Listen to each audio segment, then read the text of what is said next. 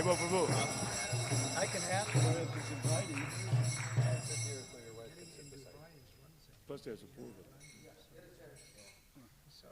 Prabhu? Vishnu.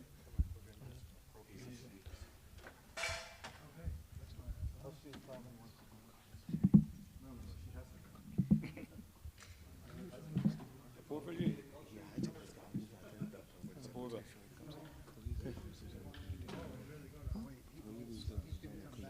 Oh yeah. You move, you lose. So him and his wife will sit together there. Okay, can we move? We need another chair. That's what. This one right behind there. Is that chair back there? Give it. Just swing. She said later. She accepted. She don't want to come. No.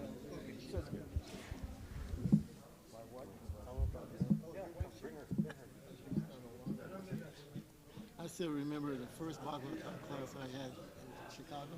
When Sri Unit was saying all the brahmacharis have to get married. Remember that? Oh, yeah, right. And I remember McGinder walking up. I go, why are they walking out? I don't understand. That's what the problem is. Oh, so you stayed in. I was brand new. I didn't know. I just remember you getting up and walking out too. I think you went to call her. Who else? Now we're all married. Anybody else walk out? I don't know. Everybody. Oh, Okay. Me and a couple. and they ended up replacing Sri Govinda. Oh, then the letter came from Prabhupada. Hare Krishna. Hare Krishna. Hare Krishna. Krishna Krishna. Hare Hare. Hare Rama. Hare Rama. Rama Rama. Hare Hare. Krishna Life Sankirtan Festival ki jai. Srila Prabhupada ki jai. So we have with us several esteemed disciples of Srila Prabhupada. So I'll start announcing from that end. So somebody help me. You don't need glasses, huh? Go on. So we have with us from that end over there. Yes, now Apurva Prabhu.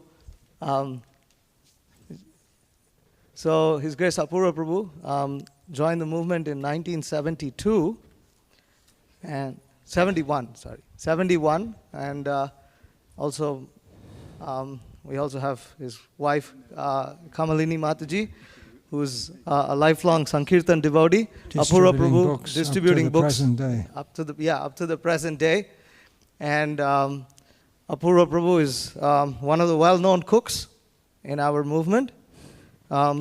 Sitting next to him, to his right, is Mukunda Datta Prabhu, who joined the movement in 1975 and was also part of the Radha Damodar, the historical Radha Damodar party. And he joined at the age of 14. Yeah. And he distributed a lot of books. And is in Mukundatta Prabhu is a well-known scholar within our movement. And then to the left of Apurva Prabhu is Dharmatma Prabhu, who joined in 1972, also a well-known Sankirtan devotee, led Sankirtan parties in out of New Vrindavan.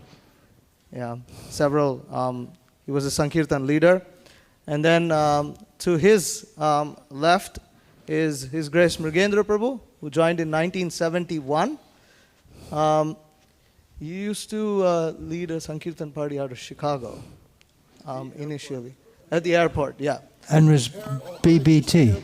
Oh, Hare Krishna Airport. And BBT, right? Well, lately younger. Lately BBT. I'm the main attorney for the BBT. Yeah, he's the main attorney for the BBT. And You weren't in charge of it. That was Mahindra, was it? Yeah, the Mahendra is somebody else. Right, yeah, I get a little bit mixed up there. yeah, Prabhu, you can sit here. Just, yeah.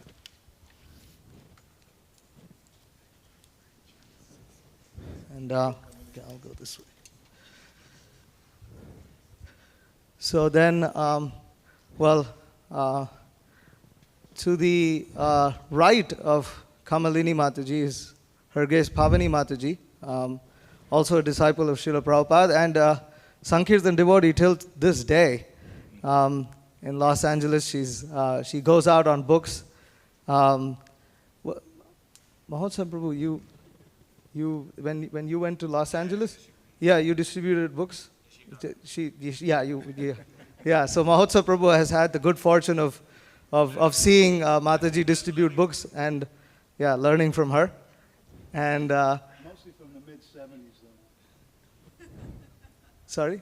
Mostly back in the 1970s. Oh, mostly back in the 1970s, but still going strong.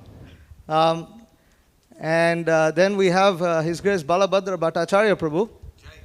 To the left of Mrigendra Prabhu. Prabhu joined in 1973 in Atlanta. Prabhu is an Atlanta devotee. And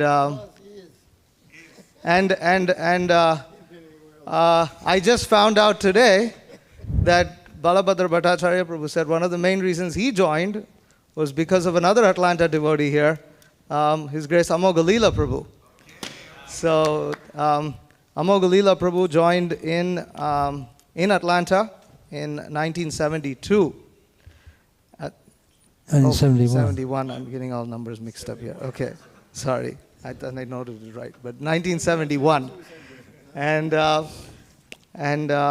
also has been preaching Krishna consciousness vigorously his whole life. And Balabhadra Bhattacharya Prabhu, you served as temple president in Atlanta and in Philadelphia. Yeah. And in Atlanta during its heyday of book distribution, and was leading by example in distributing books. And we're missing your lifelong friend. We're missing your lifelong friend Charudeshna Prabhu, who passed away just, 5 months ago? 6 months ago. His Grace Charudeshna Prabhu ki jai. Hare Krishna.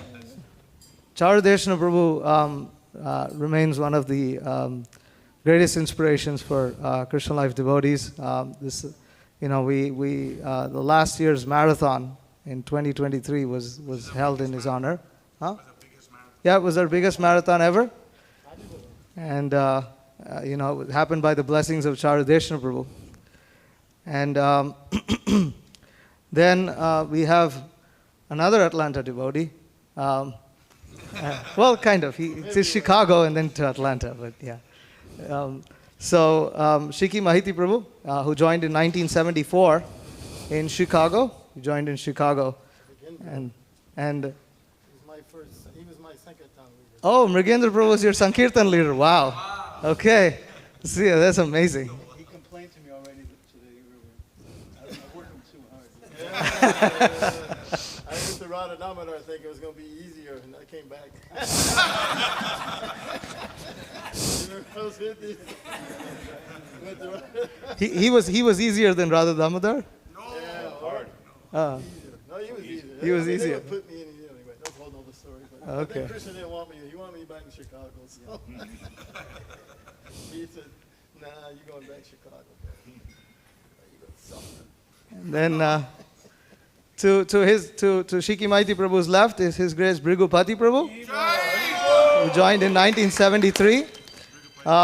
Perhaps the devotee in the movement who's distributed the most number of books. Must be. Yeah, must be. Must be the devotee who's over. Actually, according to Prabhu's estimates, it's over a million books. Yeah. So, sadhu. Hare Krishna. And then we have Bhakti Vikas Maharaj, who joined the movement in 1975. And I just talk, that's all. And the others, I get the others to do all the work. He started. Maharaj needs no introduction here, but he's the main source of inspiration for all of us, and is also a Sankirtan devotee who distributed books in England, Bangladesh, India, Thailand, Nepal, Malaysia, Ireland. Malaysia, yeah. Atlanta, yeah. Australia also, once. Yeah, I did a few books, handful. I met you first time in somewhere in Australia. Was that Melbourne? I don't know, somewhere. We could have a little drink So, water, like, for speaking. yes. It's drinking water, please. Okay, so this is a question-answer session. But if the speakers would like, you are also welcome to relate Sankirtan stories. So either or. How long does the segment go for? Sorry? What time does the segment end? This session ends at 6:30. 6:30 we have Sandhya Arati. So It can be approximate also. it's approximate. We don't have deities, so Yeah, take that. 6:30-ish. Okay. So.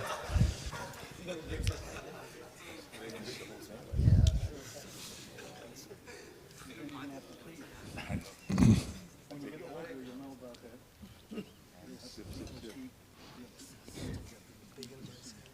I'm not that bad. I don't ever get money when I'm sleeping.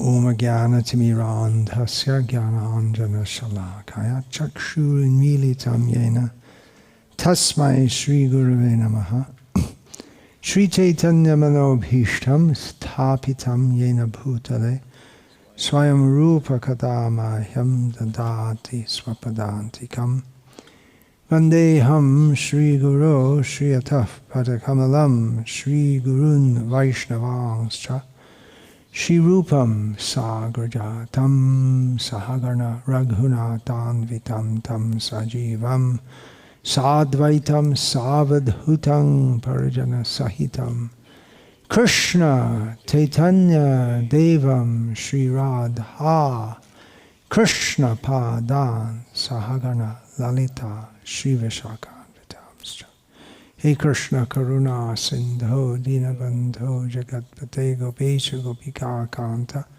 Radha Kanta Namostute Tapta Kanchana Gaurangi Radhe Vrindavaneshwari Vrishabhanu Sute Devi Pranamami Hari Priye Vancha Kalpatarubhyascha Kripa Sindhubhya Evacha Patitanam Pavanebhyo Vaishnavebhyo Namo Namaha Shri Krishna Chaitanya Prabhu Nityananda Shri Advaita Garadhara Shivasadi Gaura Bhakta Vrinda Hare Krishna Krishna Krishna Hare Hare Hare Rama Rama Rama Hare Hare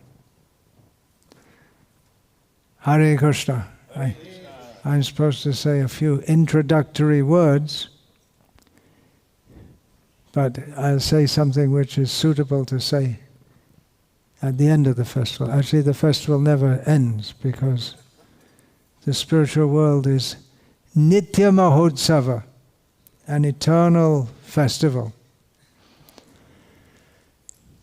But the real effect of this festival will be seen in devotees who have attended, becoming more inspired to distribute books, in actual distribution of books, those who are committed to book distribution to make their resolve stronger.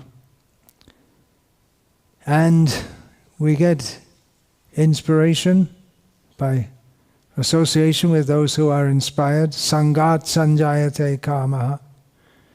According to our association, our desires develop. Sange shakti kalo yuge.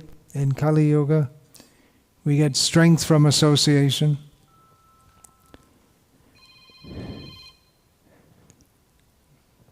We're most blessed to have the association of devotees who have dedicated their lives for propagating the holy name of the Lord all over the world, especially in the form of Srila Prabhupada's books. And we can look forward to maybe 50 years from now, and all of you are sitting there, will be sitting here, and there'll be a few young devotees asking, how do we distribute books when everyone's already got at least 3 sets in their home?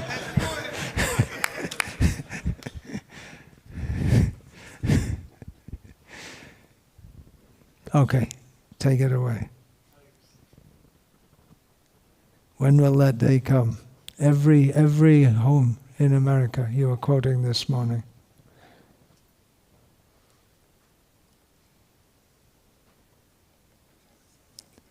So, questions?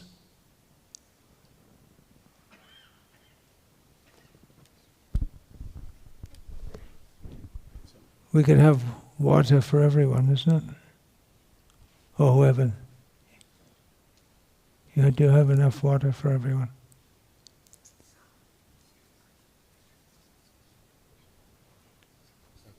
So, this question is from Mukunda Datta Prabhu. Prabhu, this is from your class. Can you hear me? This question for you, this is from your class that you gave earlier today. And you were speaking about having that sattvic faith. So in which category does a faith for, distributing these books? Because you always want to expand these book distribution more and more and more. So what category of faith does that come under? And because it may seem like passion. Many people just accuse book distributors for being, you guys are just in the mode of passion, that's why you're doing this. Like the only reason you're expanding your book is because you're just passionate. It's actually not sattvic. Yeah. So what's the what's the proper way of delivering? Hare Krishna. Om Jnanatimirantasya Jnananjana Shalakaya Chakshurunmilitam Yena Tasmai Shri Gurave Namah. It looks like devotional service is the mode of passion, but Rupa Goswami says that if our only business is to engage our minds and our bodies and our words in pure devotion to Krishna, then we have to be considered to be liberated souls even while living. Because devotional service can resemble the mode of goodness, it can resemble the mode of passion, it can even resemble the mode of ignorance, but it's actually nirguna. So that faith which inspires devotees to persevere, as all these devotees have, decade after decade, in following Srila Prabhupada's instructions and distributing his books and training up a new generation to do the same thing, that has to be considered to be Shuddha Sattva Guna, completely transcendental, nirguna. Arjuna. Something to that? Yeah, Arjuna wanted to be sattvic, right? Krishna told him, you fool, you rascal, fight. Vamanasmara yudhyacha. I would venture to say even a little further is because that instruction is coming from Prabhupada. So his instructions are not ignorance, passion, or goodness. They're transcendental. And if you carry out that instruction, how can it all of a sudden turn into passion? It started off transcendental, it stays transcendental. It may look like passion, it may look like ignorance or those things, but it's from Prabhupada, so it's always transcendental. And the fact is, when you do it, you become purified as a result because it is transcendental. So you can't contaminate the instruction. Even though you may be contaminated, I may be contaminated, but it'll purify us. That's like the fire. You put anything to that fire, it consumes it. So if you stay in that fire, then you become transcendental. If you step out of it, then you're not transcendental. Now you're passion, ignorance, and all those things. You go right back to what you were before. So that's mine. So like anything else, let's say you're cooking and out of ignorance you don't put in sugar, you put in salt and a daily sweet. You cannot then say, well, I was ordered by my guru to be a cook, therefore my activity is transcendental. So we take personal responsibility for everything we do, and we still can, even though the activity itself, when done purely, is totally transcendental, by our own problems, we could cause problems. So not that we say, I did something and the result was bad, and therefore, well, it's okay, it's transcendental. Like we used to, in Chicago, all the time, devotees would get into fights. And it was a rough neighborhood. And we used to, in places like in Dallas, which was a heavy Bible Belt area, if you just went on Harinam Sankirtan with shaved heads, they would throw bottles at you, they would spit at you. Okay. So anyways, the point is, when you're doing book distribution, the activity itself is transcendental, but you still have to be careful what you're doing. See, you're trying to do it in pure goodness. You're not just going to do any old thing and act negligently or stupid. You have to do everything correctly, just like a cook has to make sure follow recipes. I'll give you two examples. One, and you can all correct me if I'm off, is that a lady wrote to Srila Prabhupada complaining about the Sankirtan devotees. Not a devotee, but a Karmi lady. And then Prabhupada apologized. My students are a little overzealous. And he apologized. He acknowledged her concern, and then he tried to explain that they're young and they're fired up, they're enthusiastic. The other one is actually more appropriate to here in Atlanta, because I was there when the airport first started. Of course, my mentor, Moga Leela, was there before me. But when we started doing the Atlanta airport, it was something new, headed by Charudeshna, and the enthusiasm was spilling out all over the airport, because we had free reign. We could just run anywhere we wanted to, all over the airport. The one, oh, we just go through. So what happened was, devotees were, again, overzealous. Not Charudeshna. Charudeshna was special. I mean, of course, we still miss him, but he was special. But a lot of us were just running here and there, running. And then Mr. Stogner, who was the chief at the airport, he knew me quite well. And he would come to me and say, Tillman, can't you talk to your people? And I would talk to the devotees. But then we lost the airport. And from what I remember, Srila Prabhupada said, you lost the airport because you failed to respect the businessman. You agitated the businessmen, because they would go and complain to the authorities. So we just thought, hey, we're just distributing books. It's for Srila Prabhupada. Of course it's for Srila Prabhupada. But as Prabhu is saying, you have to use our intelligence, whoever we're talking to, because my training in Sankirtan was go preach. I said, Balavanta, I want to be trained by Tripurari. He said, no, go and preach. And I would just remember this one class that Rameshwar gave. And he said, going on Sankirtan is like giving little small Bhagavatam classes all day. So that's always been my mindset, just whoever I'm talking to, where are you from, what do you do, and then explain a little bit of Krishna consciousness to them, but be respectful to the people that we deal with. To me, that solves the problem. Just take time and be respectful to the person. You remember that letter that was sent? Because there was a certain point in time when the book distribution was really, it was a numbers game more or less, because from what I remember, at least my mood was, we want Prabhupada to visit our temple. You had to distribute more books than the other temple. Oh, he's not coming, and you can't go there and see him. So, I mean, for me personally, I said, that's it. Whatever I got to do, I'm going to see Prabhupada. They're going to take a book. So, but there was a letter where that was being discussed, seemed like from that first generation who were just, chant Hare Krishna, be happy and sell, Purva and them probably no more than Prabhu. Then there's a point where, like, when I joined, it was just like full on, just got to get them out there, get those numbers done. And the letter said, he said, they are distributing these books under my order. Remember that one? So, but if you can do it better, then you show them. Right. But I don't want the numbers to drop or something like that. And at the same time, though, he would tell devotees, don't be. So, you have to use your intelligence. It's not like Krishna conscious. But then again, too, if you make a mistake, it's such a wonderful process.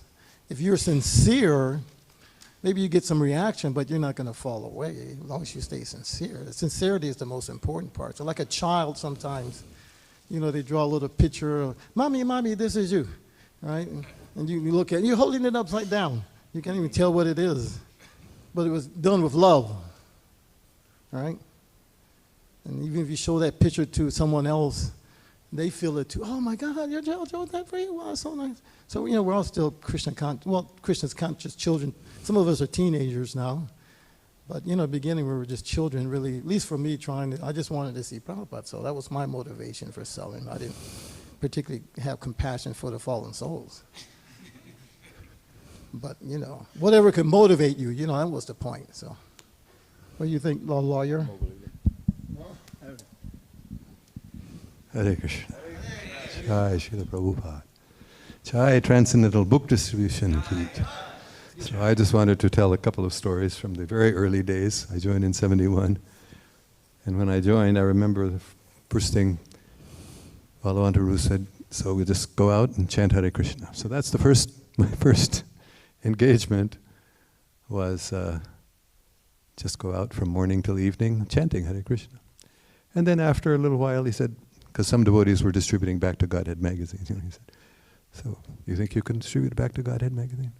No, I don't think so. It was kind of scary, just after chanting and being in this bubble of nectar of the holy name. Anyway, okay, so I tried it. It was quite amazing that somebody would actually, give some money for a Back to God.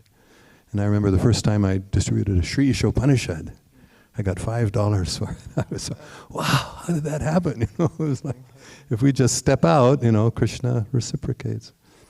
Anyway, then the big development that happened was when the Krishna book was published. And now we were told we have to distribute Krishna book. And that, the big one, the big Krishna book. Yeah, Two there was volumes, no paperback hardback, then, it was yeah. the big one, printed in Japan. 3 of them. Wasn't it two in Two, the beginning? in the beginning, 2 volumes. Beginning, yeah. And that just seemed impossible to distribute a big book. No. But, Charudeshna Prabhu was one of the leaders. He, fired everyone up. Anyway, we went out and, go door to door. We were just doing everything on the street. Have to go door to door to people's homes. And I still remember the first, Krishna. They actually, they gave $10 for a, it just seemed impossible to do that. Like $50 now. Now, yeah. Anyway, it was a big amount of money. And then going out with Charudeshna Prabhu,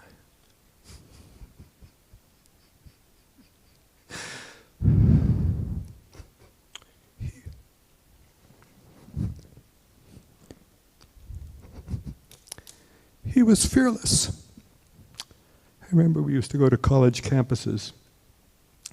He would go in the dorms, not the women's dorms, in the men's dorms. In lily white campuses all around South Carolina. Oh. North Carolina.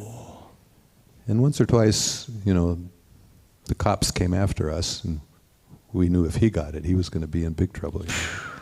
And whenever I was with him, he never got caught, but he almost got caught a couple times. But it was just, he was so eager. It really inspired me. I got fired up to do fearless book distribution by Charudeshna Prabhu. And the last story I want to tell was in the Atlanta airport. So I was distributing books, and then, there's Governor Jimmy Carter. And so... Was he the president at the time? Huh? Was he he was the governor of Georgia. He was the governor of Georgia, practically unknown outside of Georgia. So I just handed him a Krishna book. Hi, Governor Carter, take this book, Then he was walking pretty fast, and he had a couple of aides behind him, So I asked, so could you give a little donation?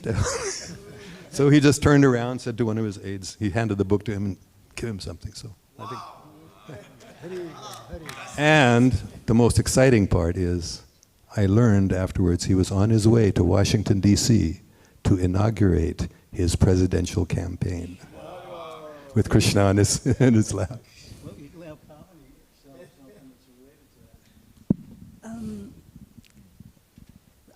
In Chicago, for Thanksgiving, Shivaram Prabhu at that time took all the devotees from Chicago, and I happened to be there distributing books. I was actually from Seattle Airport. And Shivaram found out that Jimmy Carter was coming through the airport. So he said that he wanted me to go out to the gate because he knew exactly what gate he would be at. And he said, go to the gate and stand where there was a division between the... Yes. He was, and he was coming. He would fly in that. What do they call it? Air Force One. He was yes. Maybe you're still running He was for on. president. Yes. So he said, just wait. He was president. Because so he said, stand right behind the wall. Inside would be the people that had their tickets and were ready to board. And then there was an aisle, and he said, they said that, the authorities said that anyone could stand at that little wall, and he would come and shake hands with everyone. So I got out there fairly early, so I had a spot right there at the little wall. And pretty soon we saw President Carter come, and he was going from person to person, and they were shaking his hand. So can you hold this for me? Okay. So Anyone see? I had the Bhagavad Gita. At that time we were distributing yellow Bhagavad Gitas. Do you know him? And I had a yellow Bhagavad Gita in my hand. Should I wait or what? Okay, so I had the Bhagavad Gita in my left hand, and he was coming back. Of course, I had to shake hands with him with my right hand. So he reached out to me with his right hand, and just as his hand was about to hit my hand, I immediately hit him with the Bhagavad Gita. And I said, this is Gandhi's favorite book. This is the Bhagavad Gita. And he took it in his hand, and he went, thank you very much. Okay, so the story doesn't end there. So 2 weeks later, Shivaram called me up to his office, Prabhu called me up to his office and said, I have something to show you. And it was a newspaper clipping of Jimmy Carter, President Carter, standing at the top, outside the door of his airplane, getting ready to go down the ramp on the flight line at that time. And he stood at the very top of the stairs in New Delhi at the airport, and he held up the Bhagavad Gita. And in front of all the newspapers that were watching him and all the cameras, he said, do you know why I love India? And he said, because the Bhagavad Gita is from India. So...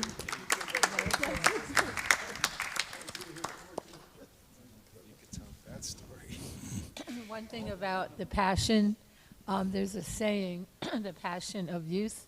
So what better way to use it than in distributing books? Jai. Not that you're in the mode of passion, but it takes some passion, and otherwise there's the mode of ignorance, lethargy and inactivity. So the passion of acting is very valuable. Jai. But Gindra said Jimmy Carter's parents were missionaries in India. Hare Krishna.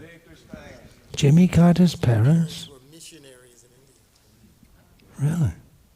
So I'll mention about an experience I had, and it relates to transcendental passion.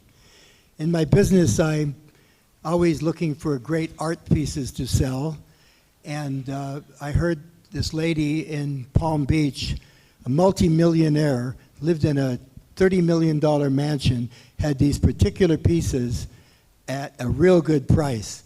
So I went down there, and she was actually a very kind and nice lady, and we got to talking, and I said, well, I belong to the Hare Krishnas. And she immediately her whole face and demeanor changed, and I said, "Oh my God, I hope I didn't say the wrong thing." So she said, just a minute," and she went running out of the room, and she came back, and she had a Bhagavad Gita, she had a book about Srila Prabhupada, and it was a whole stack of books. She says, "We took a trip down the Ganges, and we went to your temple, that beautiful big temple. And the thing that I remember the most was this young man who gave us these books. He was so excited, could be passion, and he kept saying, 'These books will change your life. These books will change your life. Please take these books, give a donation.' And she said, it stuck with me to this day. And she pulled out another book. She had all these pictures of Mayapur and this devotee, a little Bengali devotee, who gave that book. And she said he was so enthusiastic. He was determined to give us these books. So that's what I call transcendental passion. Haribo. Haribo.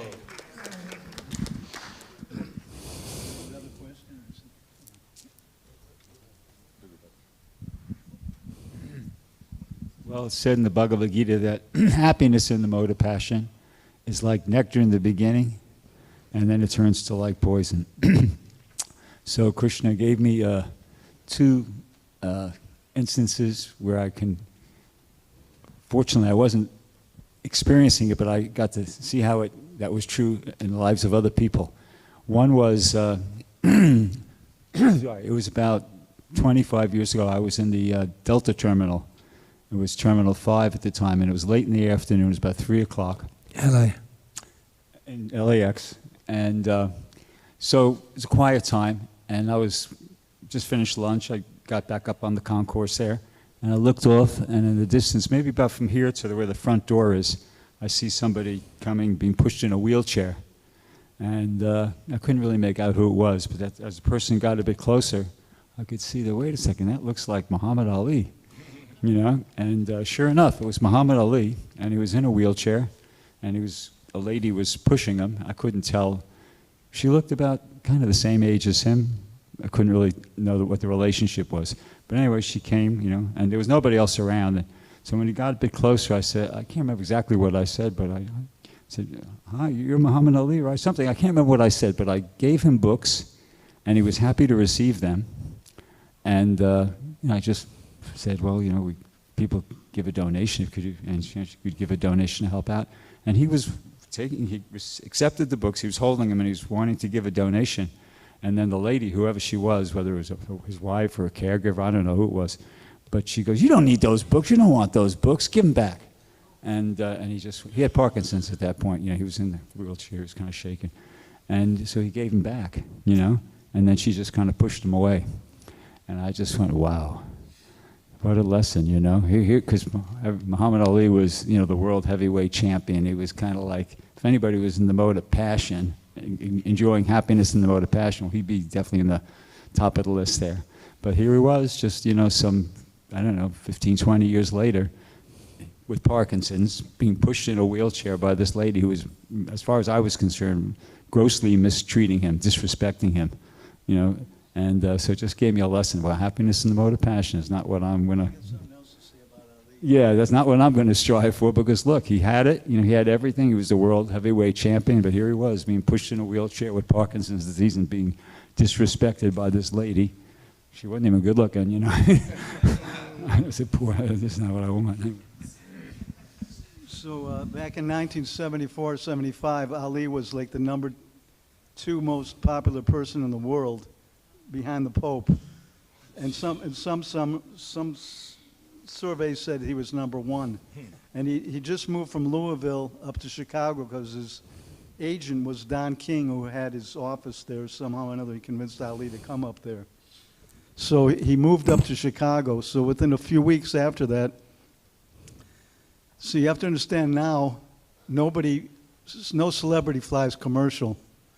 But back then, they all flew commercial except for a few people, even big celebrities. So we would see him because Chicago's the main transfer point, but this was where he started.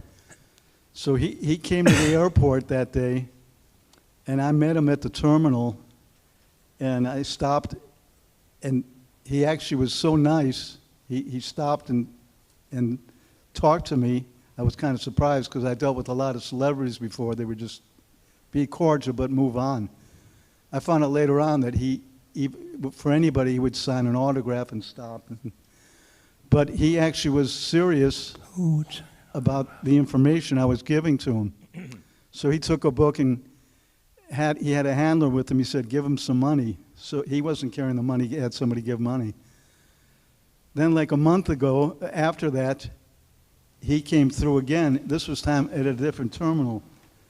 And because we had different devotees from different places, I had arranged which devotees got to work different terminals depending on how busy they were. And they couldn't get it just because seniority, because we had Chicago devotees we had to take care of, not just the traveling devotees, even if they were sannyasis. So I organized it, so I figured, okay, I'll take the slower terminal. So I went to like TWA. Yeah. So then he came out, this was like the third time he took books. Then that time he came out of a VIP entrance. You know, they had like 10 feet to get to the gate. So the elevator opens up. He was carrying 2 bags. He saw me. He already recognized me. He dropped both bags. He was spooked out because each time he came either American, United, and this time TWA. So he saw me and he's thinking. And then the 5th time he stopped, and I was at one of the main terminals. Pragosh was with me, Tripurari Swami. I remember Kabi Chandra Swami. And so there were some Christian groups over there also doing some work. I don't know. So he told them, you cannot tell me who I am. I'm going to talk to these people. He came over and he was actually discussing the philosophy. Then a 6th time he came through, he actually confided in me. He says, this is all, I'm in everything, but what about the sex? I found out later on that he had a problem. He was confiding in me that how can I do this? Because he knew that he was doing something that wasn't helping him. But it showed he was sincere. He was a sincere seeker. He was. And then after that, like another time, Angelo Dundee came through. At that time, he was known as the best boxing coach in the world. He was added to Ali's team. Angelo Dundee. So I stopped him and gave him a book. Who's that? He's the best boxing coach. Boxing. Yeah. Professional. Oh, he's the coach of Muhammad Ali? Yeah, he was the coach. So Angelo Dundee came through. I stopped him. Usually I would just say, where are you coming from? Okay, whoever it was. But if I recognized him, I would say something. But anyways, he stopped. And then I said, take a book, whatever it was. He says, oh, the champ has these all over his training. all over his training center. He had a training center. And Dundee says the books are all over. So you told the story about Ali. It was unfortunate because that was 25 years after. That's what happened to him. But he made a lot of spiritual advancement in his lifetime. Yeah, And yeah. afterwards, I talked about... There's a book by Samapriya, that Dhruva Maharaj's wife, and she wrote that she was distributed in LAX, and she would see him.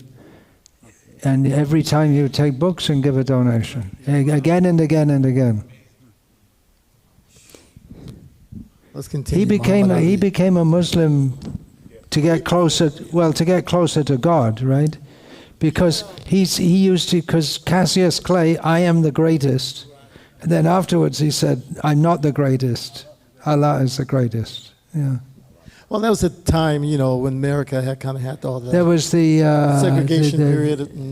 What was it? The black Muslims or something like Muslims. that? Yeah. They were just starting about that time also. Was he wasn't part of that though, was he? He was? He was actually defending them when they were getting rid of Malcolm X, and he stuck with Elijah Muhammad. But then when he found out Elijah Muhammad had some kind of sexual relations with some of the people, some of the younger women, then Ali separated. But he was with Elijah Muhammad for a while. But I was just thinking, Charadeshna doing book distribution at Atlanta Airport. Atlanta, the heart of the South, and he's black, and he's approaching all these white businessmen, and that was the 1970s, and that's really fearless.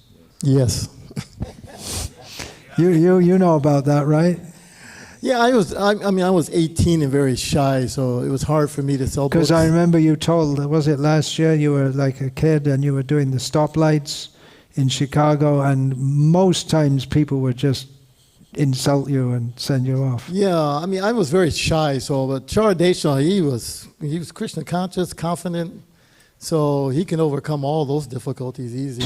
The typical thing, what would happen, you get stopped. First time I went out, I don't know if it was a McGinder or someone, the police stopped us, and they went, typical line, they go, you got two problems. You're black and a Hare Krishna. So Charadeshna told that himself, right? When he had to deal with both of them. He was in Tennessee somewhere, and some cop came and put him up against the wall and said, hey boy, you got three problems. One thing, you're a Hare Krishna. Next thing, you're black. And number three is, you're in my territory.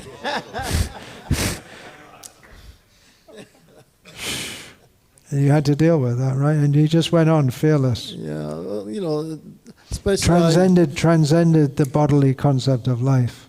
When you get fired up, it's like nothing can really bothers you. Yeah. It's like, We don't know, because we in this lifetime we didn't have to deal with that. That's another added obstacle. It's something we just, we don't know about. I'm going to ask the Mogolita to finish this story. I was visiting the temple in 1972, just, because I'm from Atlanta. And at that time I was an entertainer and I had this whole persona going on. So then I met Vishnu John Swami. And then they introduced me to him. And they said, this is Bhakta Ben, he comes to the temple. He said, oh, we're going to have some good times. And then the next day, they invited me to go on Harinam. Again, I'm not living in the temple, I'm new, just getting started. I don't know how many devotees, maybe 35, 40 devotees, it seemed like. We were downtown Atlanta, and the police locked up the entire kirtan party. The entire party. And Vishnu John Swami never once stopped chanting. And the cop told him, stop that buzzing, B. He kept chanting. And then he sat down in the jail and started Bhagavatam. So Mogolila can take it over from there. Well, I should give a little background first. So we had a big Lord Chaitanya festival in the park, and we had to say that it is not a religious groups were not allowed to have. So fortunately, the head of the parks was a very nice gentleman, and so he became friends, and so he knew we were Hare Krishnas, but he was in our favor. So he said, it's not a religious organization. So we had this huge festival, and Vishnu Jana Maharaj was leading kirtans. So in those days, there was a thing called the Safe Streets and Sidewalks Act in Atlanta. I don't know why it was started. I don't think it was for us, but they applied it to us. And when we were doing kirtans in front of businesses, they would complain. So it happened quite a few times, they got complaints. And so we were a little afraid, but Vishnu Jana Maharaj was, no. So we had a big kirtan, and I don't think there were any women that were arrested, were they? Little southern culture, They didn't arrest the women, but all the brahmacharis and householders were in jail with Vishnu Jana Maharaj, and it was blissful. It was one of the most ecstatic results of getting. I've been arrested a few times here and there, but that was definitely the most blissful time. Was it just for a few hours? Or? Oh no, we were in there for several days, at least one night.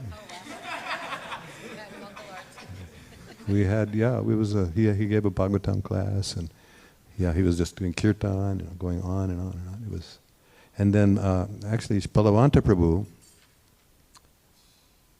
told Srila Prabhupada that we're having this problem, and Prabhupada said to him, Srila Prabhupada said, just find one gentleman who is influential in the city, and he will solve all your problems. So there was a lawyer, Palavanta contacted him. I think he may have known him already.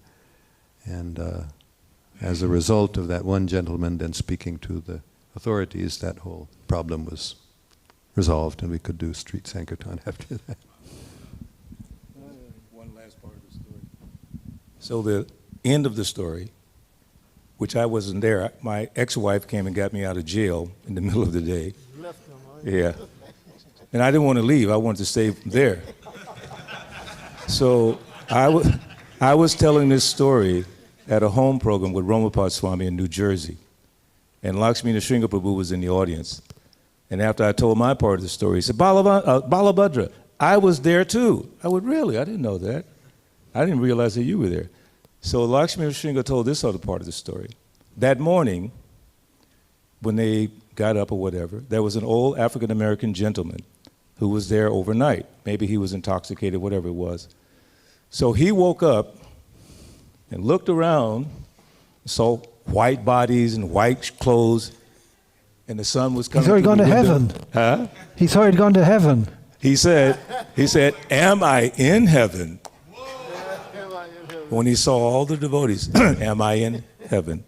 So the impact that we have just by being who we are, it shines through. Like I always tell people sometimes on Sankirtan, I turn to Prabhupada. I said, that's my father. They look at me. And they look at Prabhupada. He's a little brown, I guess he could be. Because he is my father. It's a question, just tell the truth. Prabhupada is your grandfather. That's my grandfather. And I'm very proud of this book. Actually, when I do book distribution, I'm very proud of that book. Look how nicely it's printed. This is, me coming from the so-called hood with this incredible book that I'm selling, that's amazing. So I make them feel as amazed as me. They say in selling, the secret is, it's a transference of conviction. You sell something you don't believe in, you don't do well.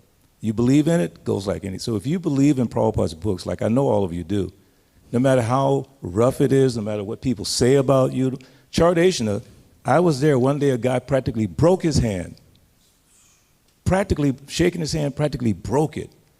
He didn't cry, he didn't complain. He got up and just kept trying to do book distribution. Same thing with Pagosh. Some guy punched him, and he got up. So if you believe in these books, which again I know you all do, you just go with conviction. Whoever can be the governor. Two of my most amazing experiences at the Atlanta airport, there's a lot of them, but two. One is meeting one of the most well-known radical black activists of the 60s, Stokely Carmichael. You don't know who that is, but he was like the guy. Malcolm X up north, Stokely Carmichael around here. So then I met him, and I explained to him about Srila Prabhupada. I didn't talk about ancient India, yoga, meditation. I just talked about Prabhupada, because I knew this man was into strong personalities. So I described Prabhupada's life. He took 3 books, gave me $15. I was like, I said, Stokely Carmichael. The other one is Martin Luther King's wife, Coretta Scott King. We were selling candles at the time, making hundreds of thousands of dollars. So we had a surplus of books in the basement of the Atlanta temple, so much so that the covers were sticking together because we stopped doing book distribution. So being fired up, we went to our temple president, Gokula Ranjan, Prabhu, can we take these books and go out on Sankirtan? It was on a Sunday. He said, yeah, go ahead. Because we made thousands during the week. That Sunday when we went to the airport in the D concourse, which is the worst concourse at the airport, very slow, Coretta Scott King is walking up the concourse. I know who she is. I said, Miss King, so wonderful to meet you. I want to share something with you. Again, I told her about Prabhupada, because we were just distributing the first volume of Leela Amrita with Prabhupada shaved up. And I just explained about him. And she took the book, put it to her chest, and said, thank you so much, thank you so much. And I saw her several times after that at the King Center. I gave her Bhagavatam, Bhagavad Gita. She was such a gracious person. So we have to be kind. Vaishnavas are all kind. And when the people meet us in that kind mood, we're selling books, it doesn't matter if you're fired up, not fired up, but be kind, because that carries a lot of weight. Can I add to the King story a little bit? Yeah. Actually, she became vegetarian too, and you may not be aware that when her husband, Martin Luther King, was in the university, his professor, they were actually, I don't know how to describe it, but anyway, they somewhat followers of Gandhi. Yes. So he imbibed that into him, that culture of nonviolence with religious conviction, and he used that as his method for trying to right the injustices, I guess you could say. Civil disobedience. Yeah. Yeah, and at one point he went to India actually. As a matter of fact, so you see they wear those Maharashtrian hats. Yeah. He went to India and he he got Gandhi. Bhagavad Gita, all these things. So he modeled his movement after. You can tell Christians this. What more Christian can you be than he was? And yet he embraced India. So the Indian Council, as a matter of fact, has put a statue of Gandhi down at the King Center. And they used to honor, when Gandhi's birthday, they would do a big celebration down there annually at the King Center. So a few times I've gone there and they don't sell books. A lot of tourists go. You just tell Martin Luther King got Bhagavad Gita. It used to be in the exhibit, too, matter of fact, if you look in there. It's still there? You can tell him, go in there and say, he's got Bhagavad Gita. You should take one. So I'm Christian. Well, Martin Luther King took a Bhagavad Gita. Gandhi statue is there. How can they say they have to take it? So sometimes it gets busy down there. That's a pretty good place to sell Gitas, for sure. So. Is there anyone in the world today, like in America today, like that, who's got like very principled and yeah? There's no leader like capitalism's taking over. I'm just thinking if you could catch someone like that, and then there's a lot of active social activist people. Yeah, this kind of Black Lives Matter. So many things are there. So they got the Civil Rights Museum. They're trying to keep that spirit. Well, I just spoke at the Civil Rights Museum along with 2 senators and all these different people. They were trying to build a relationship with the Hindu community, because one of the things that I do, I'm the president of a Hindu-based organization, so they asked me to come and speak. And they were because I wore dhoti, tilak, the whole 9 yards, and they were just fascinated. There are some serious people in this city who want to connect with our culture. They think it's Hinduism, but they're our culture, Sanatana Dharma culture. We just have to reach out. I mean, do book distribution, absolutely, but like Balavanta, he became a personal friend of the first black mayor of Atlanta, Maynard Jackson. And whenever we had a problem, we take him some cookies, and he said, my wife told me I need to, I can't eat all this. And then he'd take the cookies in the back and eat them. And then he would, whatever the problem was at the airport or in the city, he'd call up and say, leave these people alone. I have pictures of Balavanta sitting on the stage with Maynard Jackson talking to this guy. His name was Lester Maddox. Lester Maddox was the most racist governor in the history of the country. But when Balavanta's talking to him, he's completely listening. He was fascinated. And then the last one is Hosea Williams, who marched with Martin Luther King. He was on the same ticket with Balavanta. I have a picture of Jose with a garland eating prasadam, because Balavanta was absolutely bold. And when the picture of Balavanta went to Bombay to Prabhupada, they showed him with a shirt, tie, jacket, tilak, sika, and a dhoti. And Prabhupada was so proud of him. But here's the end of the story. He ran for mayor. I used to go out every day getting signatures for him. He only got a certain number of votes. Prabhupada told him, he asked him to come to New York. I want to talk politics with you. He told Balavanta, you'll be president in 10 years. But because of that environment, the political environment, devotees became somewhat contaminated. Prabhupada wrote back to him and told him, stop it. Stop the whole campaign. And this is what he said. Just take care of the Krishna consciousness of the devotees in Atlanta. And I myself, I'm a product of that, because he really took care of us so nicely. Hare Krishna.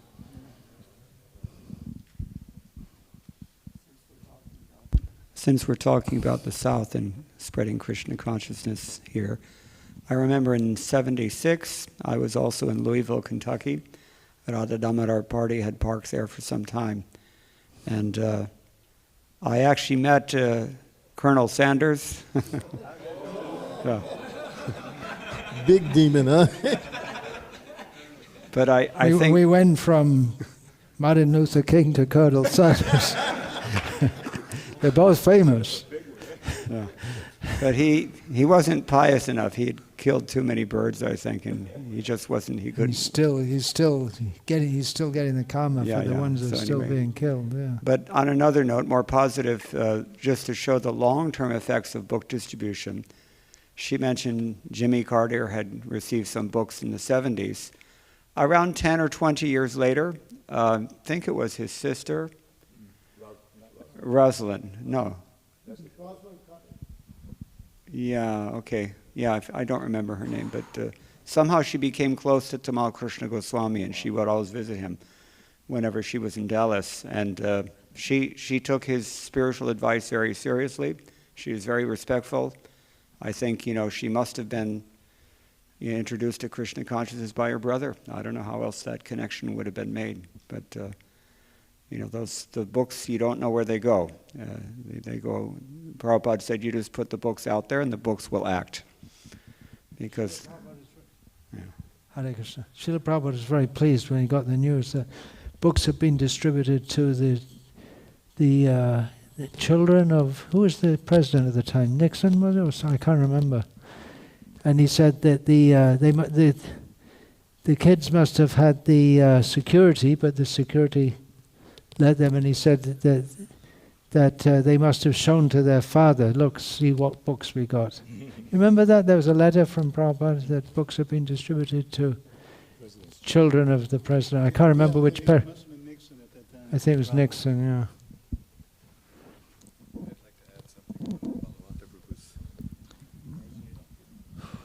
So Balavanta Prabhu was the temple president, and with Srila Prabhupada's blessings, he ran for mayor of Atlanta and then for legislature.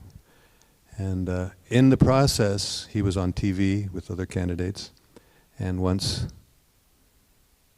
I'll make this quick, he, you don't have to make it quick.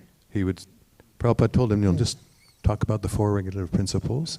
So he did. He would talk about the four, and they would say no intoxication, no smoking. And there are other, in those days, people used to smoke, even on TV, politicians would smoke. So then people would put out their cigarettes real quick. But the best part is finally Srila Prabhupada, when Balavanta was asking Prabhupada how to do this, and Prabhupada said, your success will be when you distribute my books through this political campaigning. Hey.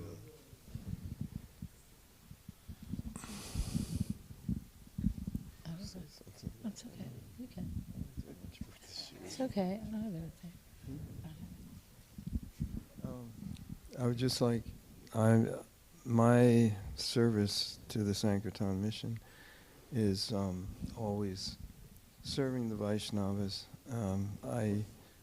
I had the wonderful opportunity of traveling with Tripurari Maharaj for 1 year, and being his, I would go to different temples and train the cooks also and cook for his party, and then I would do the laundry for the devotees who were going out on Sankirtan. And every day when we were in Chicago for 1 month, and I would bring the prasadam out to the devotees and serve them wonderful prasadam. And 2 days out of the week, I would go out on book distribution. And I just remember this one time when I went out with, I went with Kavi Chandra Swami, and he allowed me to distribute a book with him. And it was very enlivening just to have that opportunity, and I would regularly go out once a week. I don't have that good of a memory of exactly the interactions, but it was such an enlivening experience to interact with the public and give them Srila Prabhupada's books and have that opportunity to experience the mellow of book distribution. It was very enlivening. Thank you. I'd like to tell a story that's pretty interesting. When we were given the Seattle airport, a women's party was given the Seattle airport. And our Sankirtana leader was Pajavali Devi Dasi. Our temple president was Rochan Prabhu. And one time, I was sitting, we were taking a break, and right below me, sitting in a chair at one of the gates, there was a briefcase. And in the briefcase, was just sitting there, we were thinking, something special about this briefcase. So I picked it up and put it in my lap and opened it, and there, it was full of $100 bills. It was packed with $100 bills. So we were thinking what to do with this, right? So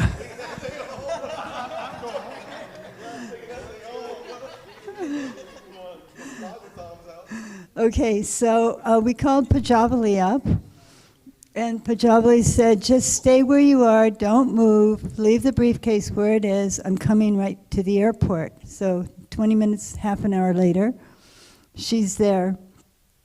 She opens it up and sees all these $100 bills. Now, Seattle Airport, SeaTac, was pretty amazing because we had a wonderful relationship with the police department. And they trusted us like anything.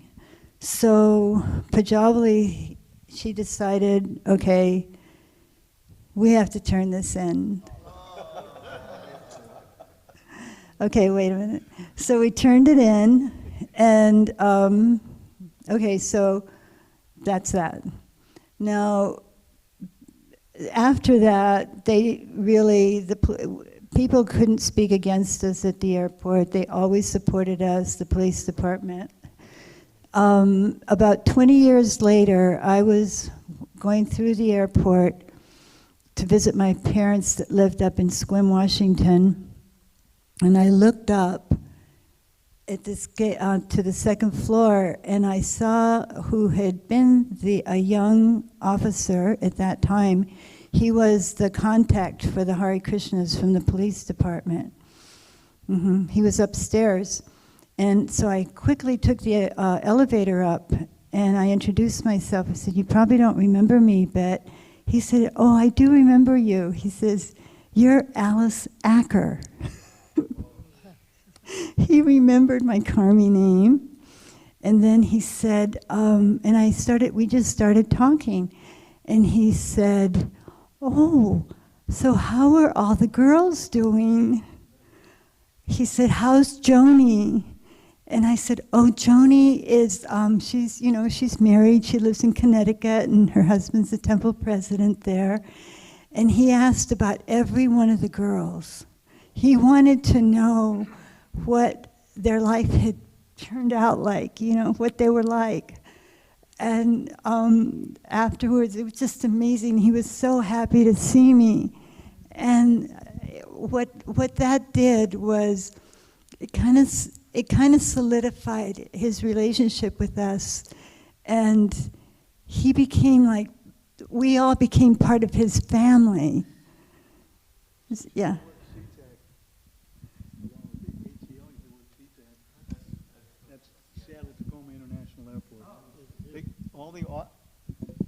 There's big money at SeaTac because it's 6 a.m. They were at the airport at 6 a.m. because a big flight came in from Alaska, which took many hours. What they do is the workers up there, at least at that time, they work on the north of Alaska drilling for oil, and they would work like a month straight because they live in Texas or Louisiana. Their family was still down there. They'd say, you work up there a month straight, you're going to get double overtime. Then you get off 2 weeks. So, and they would often pay them in cash, right? So these guys came in, so you guys went out there, you were out there at 6 a.m. to meet the plane. Planes, yeah, they'd come in, and that's one of the benefits of SeaTac. Plus, all the guys from Korea, we used to benefit the servicemen a lot, because for some reason they believed in God, and Bhagavad Gita, of course, is about a military man. And anyways, that was one of our, at least 50% of our business at the airport, in Atlanta too, right? Okay, so in SeaTac also, all the guys from Korea, which they had a lot of them, they'd all go through SeaTac. So I don't know what it's like now, but that's the situation. I don't know how many airports even are allowed devotees anymore, but St. Louis allows devotees there. Chicago. Oh yeah, Chicago. Microphone? Just wanted to respond to Mukunda Datta Prabhu's attempt to distribute to Colonel Sanders. There is a devotee in San Diego who is the grandson of Colonel Sanders, and he inherited a good portion of Colonel Sanders' wealth, and he's one of the main contributors at the San Diego temple. Hare Krishna. It'll help out Colonel Sanders, right? If the Nice. I think. I was going to say maybe some results of selling book. Like myself, I became devotee really from reading the books, and I lived a small town. I don't know if you heard Gary, Indiana, very small little town. You were pretty young when you came in. Yeah, I was 18, but my brother and I always curious, wanted to know, I guess like most people, I would say, but you couldn't find any information. And when he started university in Chicago, so he would write that South Shore line down to Chicago in 71, my brother. And they hadn't started a temple yet, but he bumped into the Harinam party and bought Back to Godhead magazine and brought it home, and I read it. And so that began my Krishna conscious journey. One of the stories I always think about is, I can't remember his name, he's a member of our temple. But anyway, his father had bought a book, took it home, put it on the shelf, never touched it for who knows years. He's born, he becomes a teenager, he takes that Bhagavad Gita off the shelf, he becomes a devotee. So it was maybe, 15 years later, it made him a devotee. So, I want you. The power of Srila Prabhupada's books. In the late 60s, we did the hippie trek, my girlfriend and I, and we spent a year looking for something, but all we found was drugs, rock and roll, and sex, the same thing we had before. So we came back very disillusioned, and we entered back from Amsterdam, we came to New York City, and we were going to take a bus from the Port Authority bus station up to Canada. And lo and behold, little mother Daivi Shakti, she's in Vrindavan now, and she has a wonderful bookstore there called Matchless Gifts. She came up to me, and here I was, a long hair, if you can believe it, long hair, big beard, sheepskin jacket, and total hippiedom, but mad hippie, because we were not happy. And she gave me a Rasa Leela edition of Back to Godhead. And we went on our way, we hitchhiked across Canada, came back to Vancouver, and somehow or other kept that book with us. It just stayed with us, and then we ended up coming to Vancouver Temple. So whenever I see Daivi Shakti now in Vrindavan, I offer her full dandavats because she basically saved our lives. So Srila Prabhupada's book distribution, ki jai. She's still distributing books as well in Vrindavan. Many, many books. Well, there's another thing, just a quick one here. One year there was a movie that won the Academy Award for Best Picture, Woody Allen's movie, Hannah and her sisters. And for some reason, Woody wanted the devotees to be in the movie. And if you go back and look at the clips, Dabi Shakti's husband, Nana Baran, he has a speaking part. He's actually handing Woody Allen a book, and the Bhagavad Gita, and he says something about it, and Woody Allen says something nice about it. So that's another point about Davi Shakti and Nana Baran. Actually, Devi Shakti, she made quite a few devotees. Devanrita Maharaj, Chandramali Maharaj, actually, also. And I talked to her about that. She said, yeah, I used to go out to that Port Authority. Oh, yeah. And she said, actually, I wasn't going to sell books. I was going to make brahmacharis.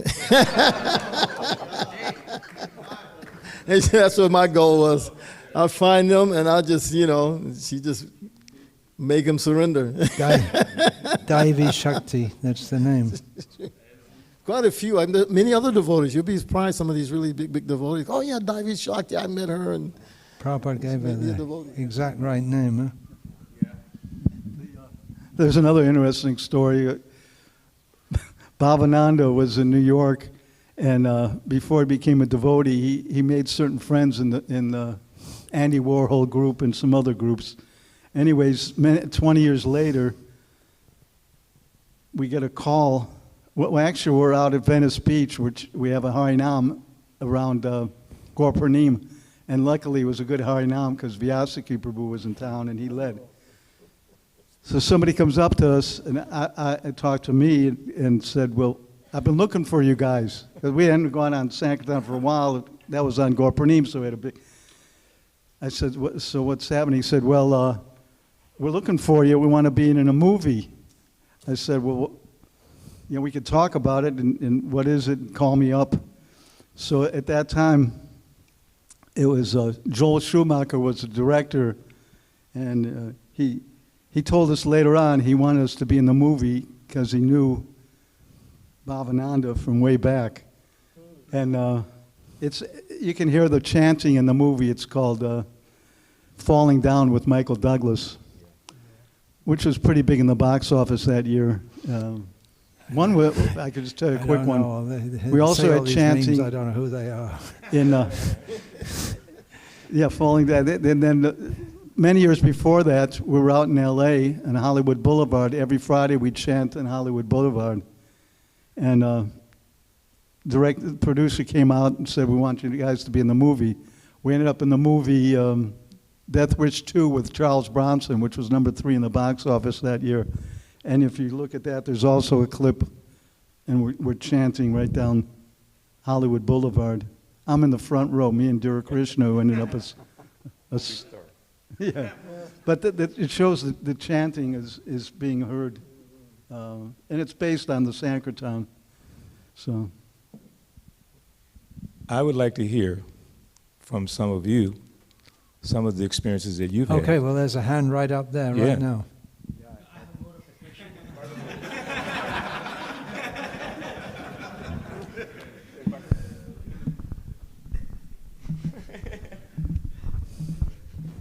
Just relating to how devotees can be attacked.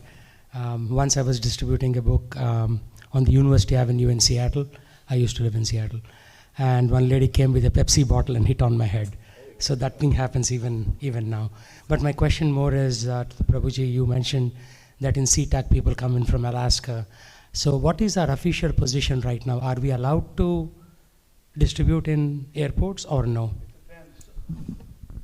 Some airports, most of them, they made regulations that you have to go outside the terminal. There are a few like St. Louis and Chicago where they can actually go inside the terminal. And I guess Atlanta, you can go inside? On the curb, okay. So it depends on the particular airport, what regulation they want. Some have total exclusions, like Orlando. It was unfortunate, but because airports for a while were our best places. But now I think Brigopati Prabhu, even if you had an airport, you might still go to colleges, right? What airport do you want outside? I was praying to get out. We were in LAX, and then after 9/11, everybody got cleared out. And when we went back, it was like we had so much competition. We were only like one of 15 groups, because people would see us doing it and they'd catch on that we could do this too. And so the different groups representing different charities would be in there, and it'd be like 50 of them and 3 of us, and it was it was really difficult. So actually, towards the end there, about 2006, I was praying to Krishna. I don't want to pray against the devotees, but I don't want to be in this airport anymore. And we got out. We lost the case, and we started doing schools, and it's been much better. We're actually double the amount of books we distribute. So, yeah. Yeah, actually, you discovered so many more places once you were forced to leave. I think it was Krishna's arrangement, actually, huh? Wasn't it? So, anyways.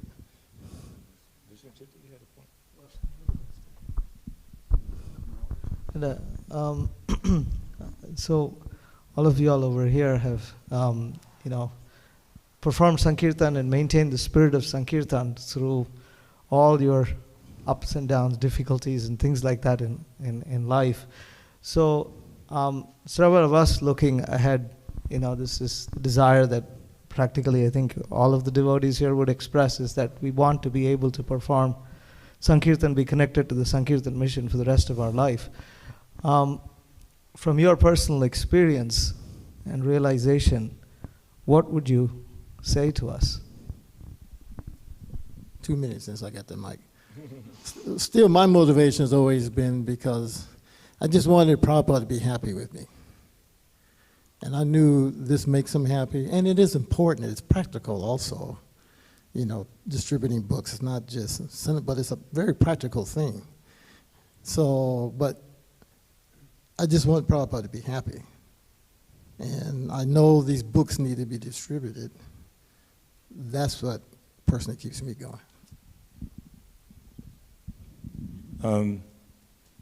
It's kind of emotional when I think about what you're asking, because a lot of times people ask me, Balabhadra, you still go downtown on Sankirtana every weekend or every week and da-da-da-da. And I tell them, I said, downtown is my temple. And the people down there are my congregation. And I'm indebted to downtown Atlanta. Why? First devotee I met I was standing downtown, waiting for the bus to go home from work, and Bhakta Bill, later on Vaishnavananda, came up to me and said, Hare Krishna. And I was probably intoxicated. I said, what's that? A few other expletive words. So he had mercy upon me. I'm standing in a line of at least 50 or 60 people. He came directly to me and gave me a book and convinced me. And it's a simple little story. I only had bus fare to go home from work. It's the middle of the week, no check. I think it was 35 cents in my pocket. And I said, man, I only have 35 cents. I mean, what can I do? He said, give it. God will help you. I'm standing there, no bus fare. How am I going to get home? But he impressed me so much with his conviction. Like I said earlier, his conviction transferred over to me, and I had to have that book. And that was just an amazing thing. So what keeps me going is looking for more Balabhadras, Mahotsahas, Vishnu Chittas, just looking for them. And I'm meeting them all the time. Maybe they don't join the temple. See, that's another thing. Join the temple or improve their lives. So my meditation is how to help them improve their lives a little bit. And then what they do with that later on, because no one knew that I would become a devotee. When I met Amoga Leela, I just told him earlier, I said, it was your smile that made me join the temple. I'm not exaggerating. I am not exaggerating. Because I would come and sit with him in the office, and he would just smile. And I said, I need to be with these people. So thank you, Prabhu. So if we just keep going, whatever happens in your future, I was a brahmachari 8 years. I'm a grihastha now for the last 42 years. So it doesn't matter, grihastha, brahmachari. Lord Chaitanya doesn't see it like that. He told the Brahmana Kurma, was in South India. And Brahmana Kurma wanted to travel with Lord Chaitanya, leave the village, leave his home. You all know the verse, Yade Deke. Lord Chaitanya said, you stay here, preach, make everyone Krishna conscious. So that is it's like Sikhi always jokes with me, Balabhadra's never lived in another temple. That's right. I don't need to leave Atlanta. It's right here. Everything I need to preach is right here for the rest of my life. And the last thing is, two things. My wife, she says, when I die, cremate me, throw my ashes on the New Panihati Dam. Not the Ganges, New Panihati, Atlanta. That's her life. So I'm always thinking, one day I'll be downtown on Harinam, and the cops are going to say, 911, this guy's dead. So if I die on Harinam, I'm fine. So I'm convinced, after 50 years, that I can do this. I can stay here. I can make it the rest of my life preaching Charudeshna, 2 weeks before he really, really fell sick, was trying to go on Harinam with me. I have a special chair for Charudeshna because he couldn't stand. He would just sit there.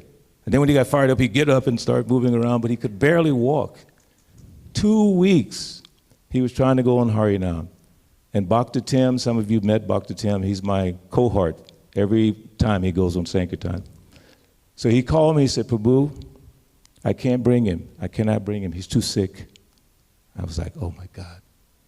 2 weeks later, a few weeks after that, you guys all came to see him. Chardation was so happy when you came. I was so proud of. I don't know how you pulled it off, that you were all over that place. And the nurses, they said, he must be an important man. He was so happy. You blessed, you helped him transition, because he loved all of you so much. He loved the devotees at Krishna Life, and he really appreciated meeting Maharaj. We had a private lunch with him. He just loved you. He had nothing We but met good him at things to say. the festival. Which festival was that? The sweet. Yeah, Juneteenth.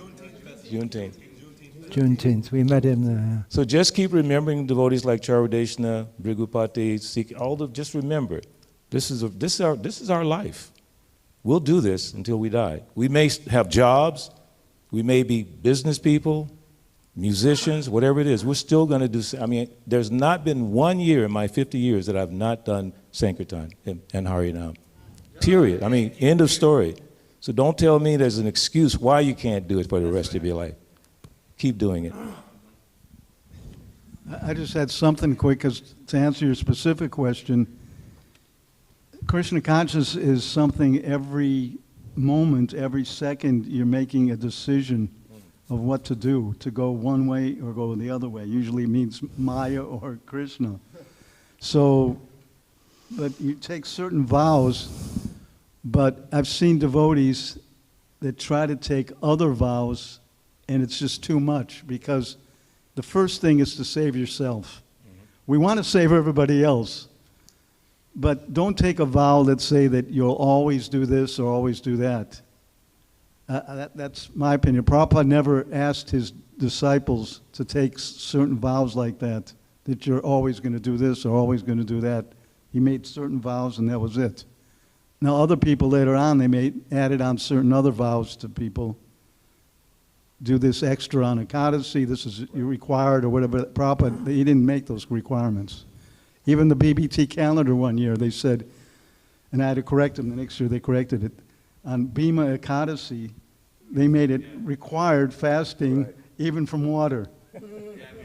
That was not Prabhupada's plan. That was in his program. We went on Sankirtan on Bhima Ekadasi to the airport all day. We didn't fast even from water. So this is the type of thing you're talking about, lifelong vow. Yeah, your lifetime vow is to become Krishna conscious and to do service.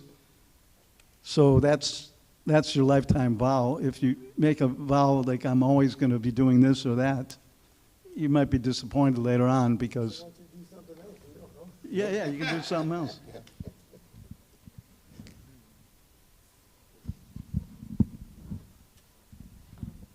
Okay, but still, this desire, you asked how to keep it alive. So, like, there's a book called A Bond of Love, and it's 300 interviews with Prabhupada's female disciples. And, like, almost everyone talked about how they used to distribute books. And so, and plus, we almost all came from getting a Back to Godhead magazine. Because that was, we distributed millions of Back to Godhead magazines, and they only cost 25 cents, 12 cents, and we doubled the price, so you had to get 25 cents for a Back to Godhead. So if someone gave you $1, you can distribute 3 more Back to Godheads. But anyway, and then I think, so why are they no longer distributing? Because there's such a special taste that one can only experience on book distribution, and you feel someone who hasn't experienced it, they're really missing out. And how to keep it going is, first of all, that obligation. We're obliged to our spiritual master, and to Srila Prabhupada for giving us. And then when we read, we think, oh, how much this would change someone's life if they just heard this, that they're not this body, you know. And so just to keep it the habit, just like many devotees, old devotees have even stopped chanting their rounds, or they decreased, you know, because everything's a habit.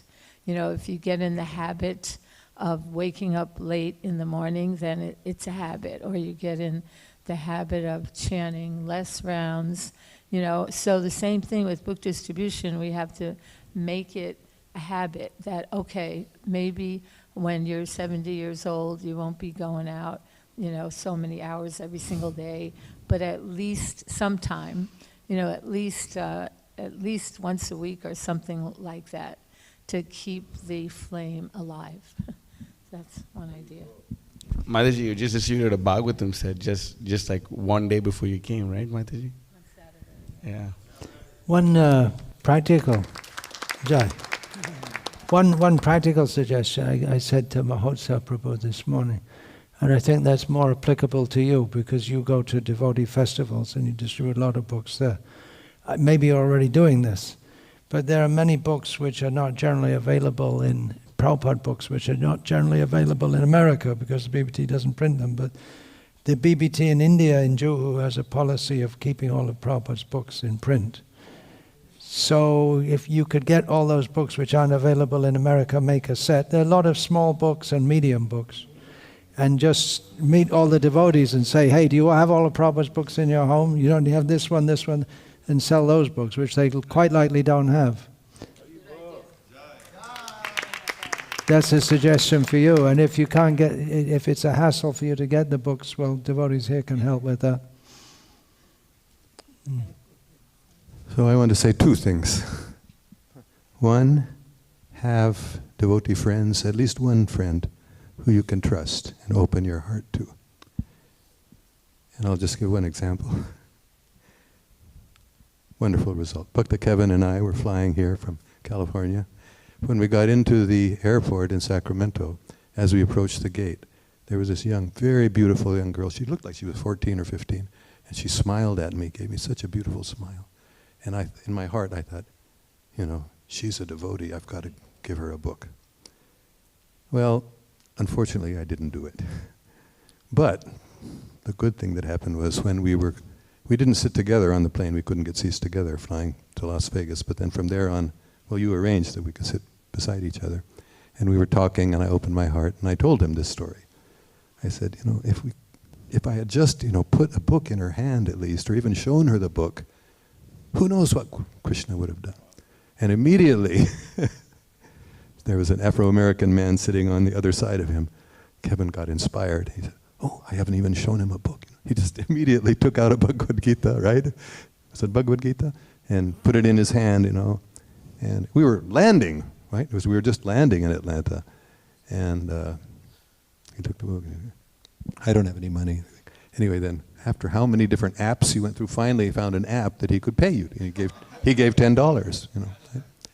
So this is, you know, have a friend who you trust, you can open your heart to like that.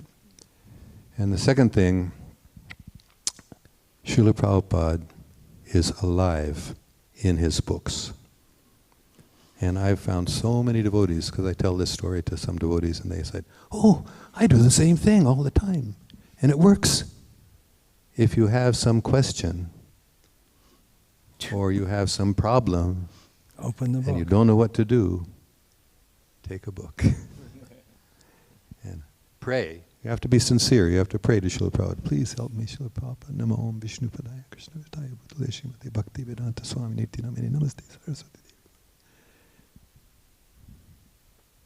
And Prabhupada will answer the question. It's absolutely amazing. And if we give, and you do this all the time, and I'm starting to do it too now. When you're distributing a book, you know, they say no or whatever. Just open the book and let them pick a verse. Let them just, you know, or you read any verse. And again, right? Again and again, that verse, oh, does something to their heart. And they end up taking it. Or even if they don't take it, they want the book and they can't give money, we'll make some, just like when we arrived in Atlanta, we had an Uber or a Lyft driver, and so Bhakta Kevin gave him a book, just as we were getting out, right? And he said, well, I don't have a little book, you don't have any money. Bhakta Kevin said, well, do you even have like a lighter? You know, something you can give? You don't have any, he said, I don't have any cash, no change even. So then he pulled out, he said, well, I do have this. It was a little memento. He said, I have 2 of them. Somebody had given, it was a verse from the Bible.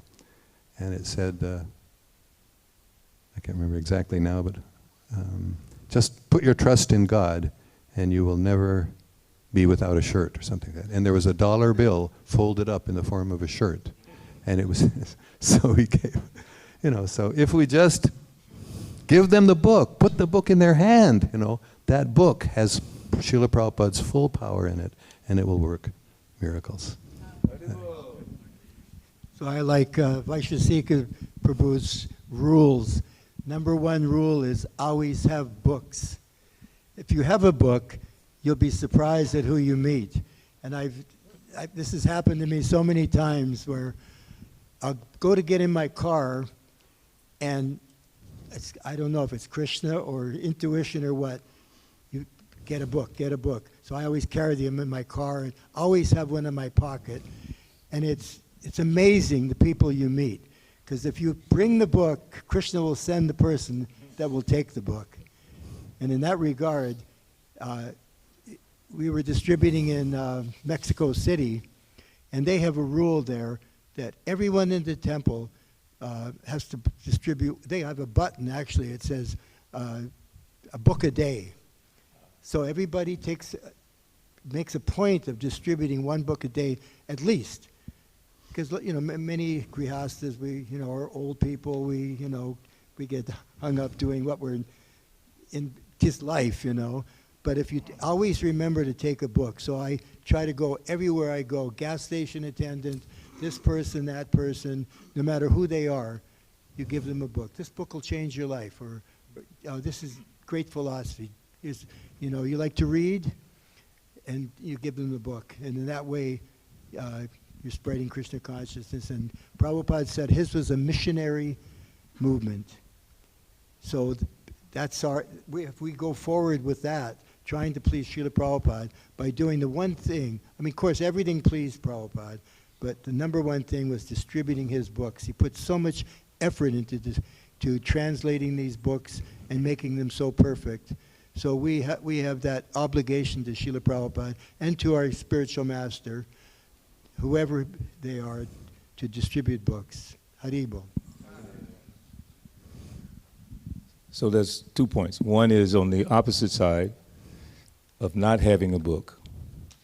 At one point in Atlanta, we had stopped distributing books because the management wanted to make a lot of money.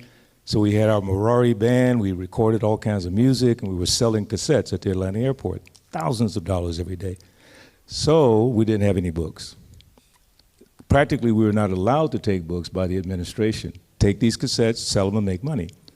So one day, this lady who was selling flowers, she knew me, and she said, Benny, there's Michael Jackson.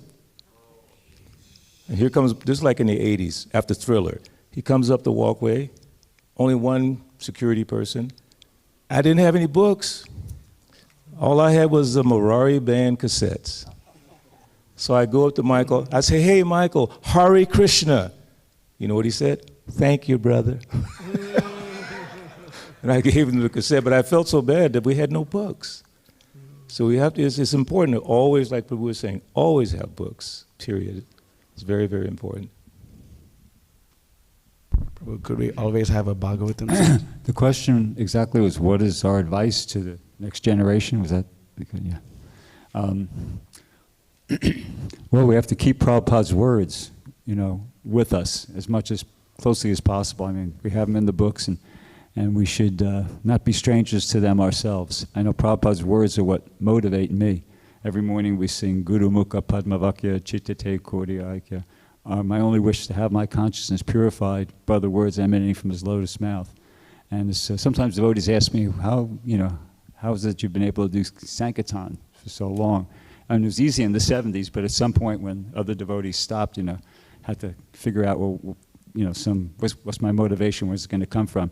I stumbled across this many, many years ago. I can't remember exactly when, but this and similar statements is what helps me keep going. This is an excerpt from a lecture Prabhupada gave in Vrindavan, 1976. He says, "This is Krishna consciousness movement. You cannot sit idly to show your gorgeousness in a secluded place, imitating Haridas Thakur.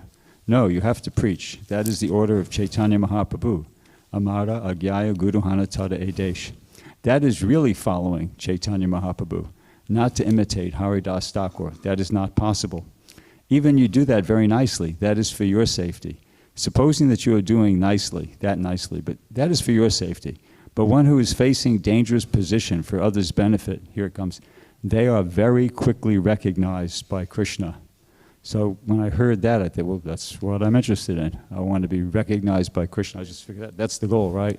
Some sit here, Haditosanam, that you have to, at some point we want Krishna to give his stamp of approval. I remember Prabhupada said in a lecture, we want that Lord Chaitanya goes, this man has done something, has done something for my movement, has done something for my service. So, to be quick, Prabhupada says, to be very quickly recognized by Krishna. That's the process. And he quotes the famous 2 verses from the Bhagavad Gita. So he says, just like fighting soldiers, they are facing danger for the country. They are recognized. Similarly, those who are preachers on behalf of Krishna, preaching to people to take Krishna consciousness, they are great soldiers. And Prabhupada concludes by saying, so I am very happy that you Europeans and Americans are helping me. So continue this process. And that is once again, he says, that is the very easy way to be recognized by Krishna. Those who are preaching this Krishna consciousness. So I thank you very much that you have come here in Vrindavan and you are traveling and preaching. So let us dedicate this life for preaching Krishna consciousness all over the world. Prabhupada concludes by saying, never mind we die by preaching. Still, it will be glorious. So, from a statement like that, you can understand how important Prabhupada felt it was. And so kind of remembering something like that helps me kind of stay motivated to continue doing it. Jai.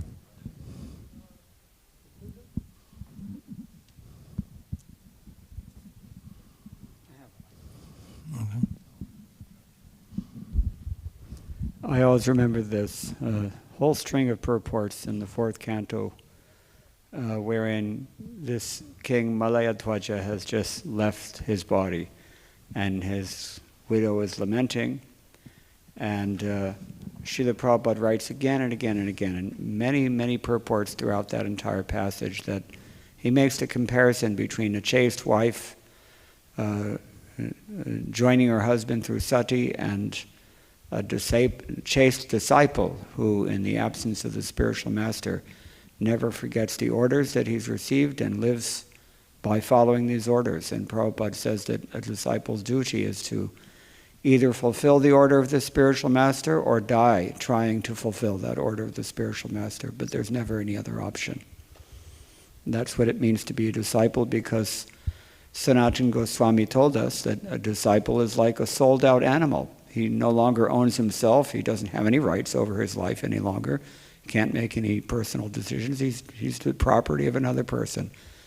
So I was fortunate enough to be trained by Tamal Krishna Goswami, who had that attitude and instilled that attitude in anyone that he preached to. That Guru Nishta is very, very important, to really understand what it means to be a disciple and to stick very strictly to that principle. That's something we always have to keep in our minds, and I think that that's why Srila Prabhupada told us to sing this particular song that Bhrigupati Prabhu has already quoted every day in Guru Puja. That's not the traditional standard.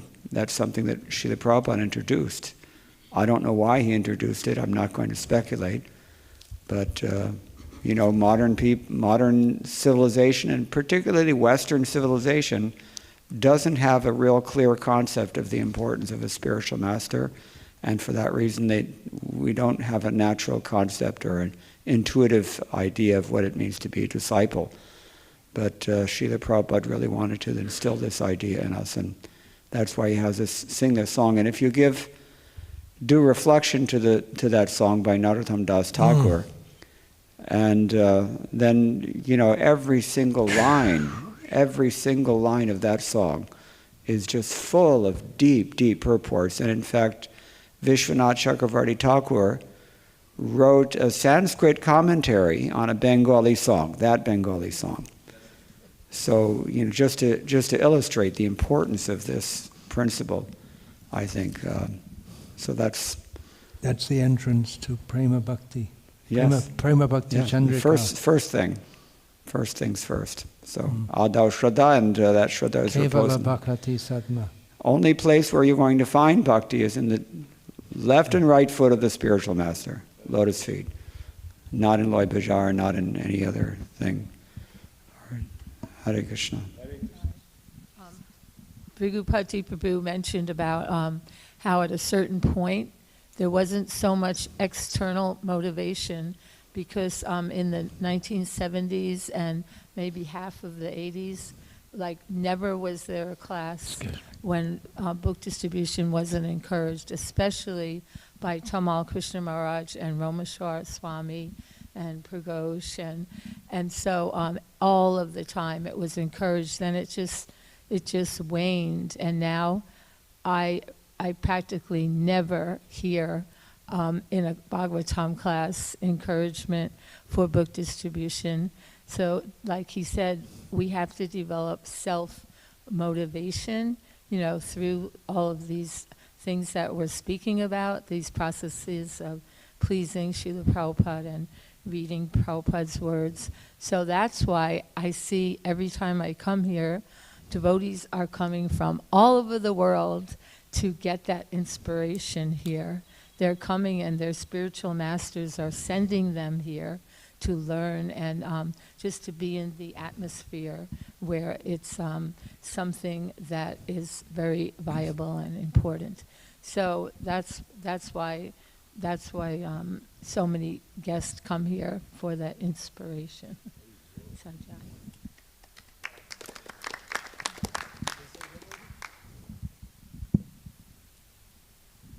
I would say we can look at it at the inverse. Suppose there was no book distribution. You just Shunyayatam Jagat Sarvam. You just chant Hare Krishna, read, study.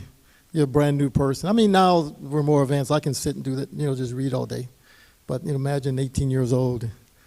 So this was perfect, actually. You think about it, it was perfect at this time for anyone who wanted to be a devotee. At least for me when I was 18, the energy, I could run up and down the streets all day long. The perfect engagement. I like to, you could talk to such a variety of people too. Otherwise, there's so many things materially that it kind of satisfies. And at the same time, it's ecstatic once you get a taste for it. That's all you want to do. So, Lord, that first verse is Shikshastakam, Param Vijayate Shri Krishna Sankirtana, Chaitodarpana Marjanam, Mahagdavagni Vapanam. So, it's perfect. It was actually perfect for this time for us. Compared to other ages, maybe you did yoga, so many things. But, if you went out, it saved me. I don't know if I would have made it in Chicago back then if we weren't distributing books. I don't know. Yeah, we get up in the morning, Mangal Arati, get the cars ready, here's your keys, go. And we're so tired, who's going to drive? I'm not driving, I'm going to sleep a little bit, Hopefully the driver doesn't fall asleep too, right? Get out there, let's go, hit it all day, come back, evening program, hot milk, popcorn, go to sleep, get up next morning again, let's go again, come on, go. So, that's another point which should be repeatedly emphasized on a different note. Don't drive when you're tired. Pull us, if there's no one who can drive, just pull over, go to sleep. Take 2 hours less of book distribution. Really. Don't, we're talking about enthusiasm, but enthusiasm has to be tempered by intelligence also. Tamal Krishna Goswami's driver fell asleep. That's what Right, happened. Every year we lose devotees due to, yeah, sleeping, falling asleep when driving. She made a whole book about how to drive for devotees. And driving for Krishna. Yeah, driving for Krishna. Just I wanted to add to what the other day Bhrigubhati Prabhu was astonished to see all these young men flying around Tulsi in the morning for the parikrama, but this morning I was astonished to see a Purdava Prabhu flying around Tulsi. That's the potency of book distribution.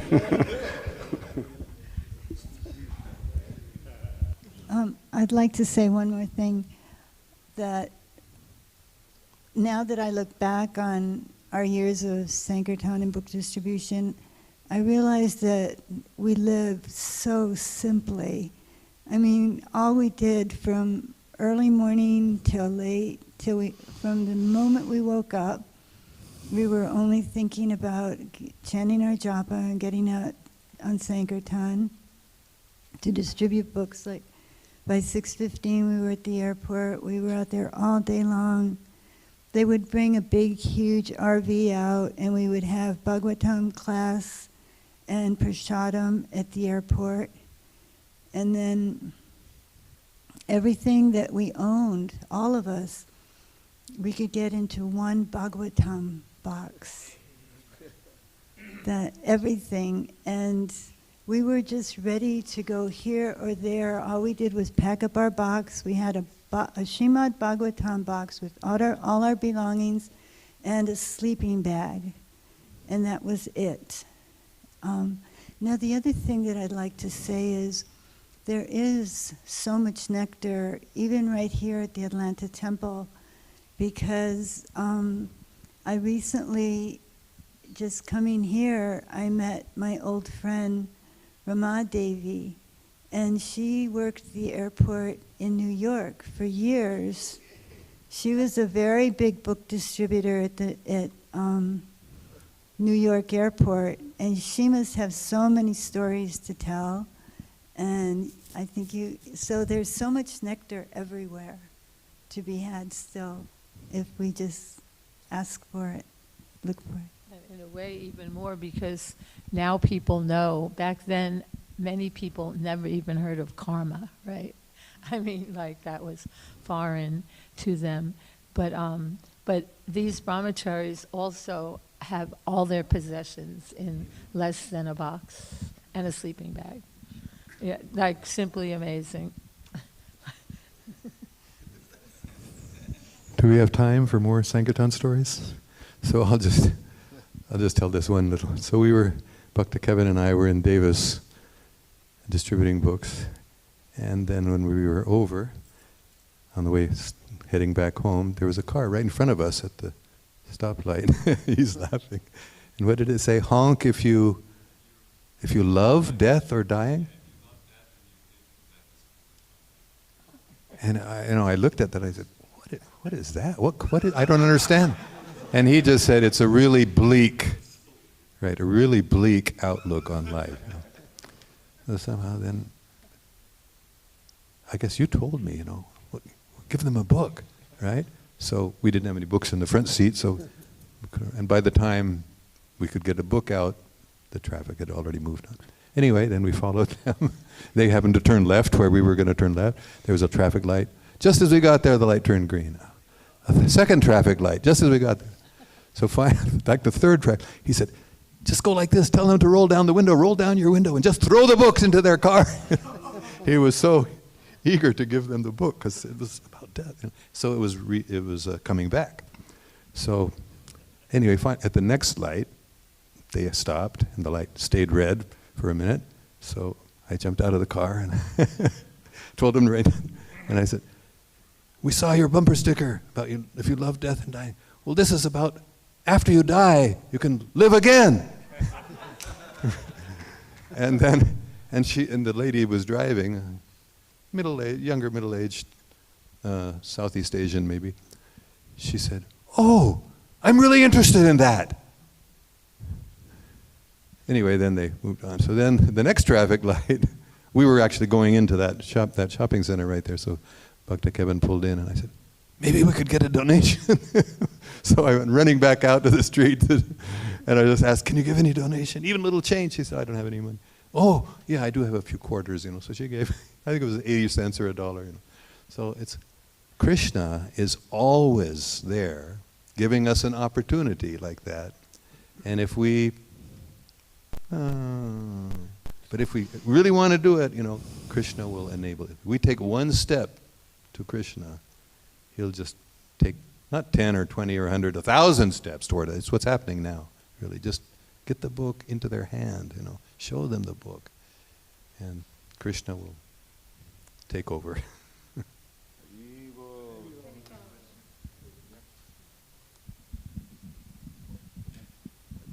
I'd like to thank who's ever responsible for this, particularly this session here. This has been, for me, a wonderful experience. Well, it was a great idea. Thank you.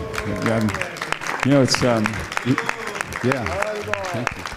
You take it for granted, but I feel like, I'm sitting here and it's helping me feel much closer and appreciating devotee association, my god brothers and god nephews like that, much more than it's, I usually am able to do, and I'm really grateful for that, and I hope I can remember this. And with your permission, can I just share one more excerpt with everybody? Okay, good. I gotta go. ahead. Okay, so this is Prabhupada, 1976 in Melbourne. He says, missionary spirit is that they do not understand, but you have to make them understand. They are not calling you. I am suffering, please come. But it is your business to go and let them know that you are suffering. You take this method. That is the way of becoming, once again, very quickly recognized by Krishna. Otherwise, if you think, they are not understanding, what is the use of going there? Let me sleep. Prabhupada goes, that is not good. They are not understanding, still you have to go. Then Krishna will take it that he is laboring so hard for my sake. Never mind he is successful, it doesn't matter. But he is working hard for me. That is noted down. So our business is to become recognized by Krishna. Whether one man is converted or not converted, that is not our business. We shall try our best, but Krishna must see that I am giving service to him. That's all. That is wanted. Not that you have to judge that you have approached so many men, nobody became Krishna conscious. That doesn't matter. But you have gone there. You have endeavored, your sincere effort. That is recognized by Krishna. That is the order of Chaitanya Mahaprabhu. Yare deke tareka Krishna Upadesh. Whomever you meet, you inform him the instruction of Krishna. Chaitanya Mahaprabhu never said that you see that he has actually become Krishna conscious. Never says. You simply say, go and say. That is your business. It is not that you have to see that he has become Krishna conscious. It is not so easy to become Krishna conscious. It will take, and then Prabhupada quotes, Bahunam Jamanamante, after many, many births. But you have to do your duty. Go and preach. Yare deke tare Krishna Upadesh. Your duty is finished. Of course, you will try to convert him, but if he is not converted, that is not deviation of your duty. You simply have to go and speak. Just like when I came to your country, I never expected any success, because I knew, as soon as I will say, no illicit sex, no meat eating, they will reject me immediately. Prabhupada laughs. So I was not hopeful at all. And then he goes, devotee goes, they are so attached. Prabhupada says, but it is your kindness that, and Prabhupada didn't seem to respond to that, but it is your kindness that you accepted me. But I never expected that these people will accept. I never expected. And Hari Sari says, so simply we have to rely on Krishna. And Prabhupada says, yes, that is our only business. And if we look, and Hari Sari again says, and if we look for the results then, and Prabhupada interrupts him and says, we should do our duty as prescribed by the spiritual master, Guru Krishna Kripaya. Then both sides you'll be favored, from the spiritual master and from Krishna.